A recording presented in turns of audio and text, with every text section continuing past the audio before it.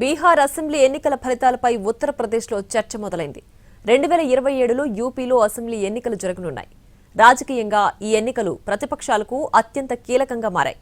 దీంతో బీహార్లో కాంగ్రెస్ నేతృత్వంలోని ప్రతిపక్ష కూటమి అనుసరించిన విధానాలను యూపీలో కూడా అనుసరిస్తే ఏ మేరకు విజయం దక్కుతుందన్నది సందేహంగా మారింది. మరీ ముఖ్యంగా 2024లో జరిగిన పార్లమెంటు ఎన్నికల్లో యూపీలో విపక్షాలు భారీగా లబ్ధి పొందాయి. అయితే ఇప్పుడు బీహార్ ఫలితం తర్వాత వచ్చే అసెంబ్లీ ఎన్నికల్లో ఆ తరహా విజయం, ప్రజల ఆదరణ లభించేనా అన్నది కీలకంగా మారింది. బీహార్ ఫలితం యూపీ అధికార పార్టీ బీజేపీలో మరింత ఉత్సాహాన్ని నింపింది. అదే సమయంలో విపక్ష శిబిరంలో మాత్రం అనేక సందేహాలు, వ్యూహాత్మక నిర్ణయాలపై సమీక్ష, కూటమి నేతల్లో అనుమానాలను రాజేసింది. ప్రధాని మోడీ కాంగ్రెస్పై చేసిన తీవ్ర వ్యాఖ్యలు కూడా చర్చకు దారితీశాయి. కాంగ్రెస్ పార్టీని ముస్లిం లీగ్తో పోల్చడమే కాకుండా మావోయిస్టు పార్టీ అని సంబోధించారు.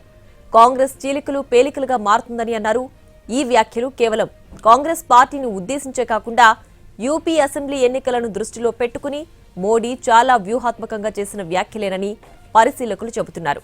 ఈ వ్యాఖ్యలపై యూపీలో తీవ్ర చర్చ సాగుతోందని అంటున్నారు.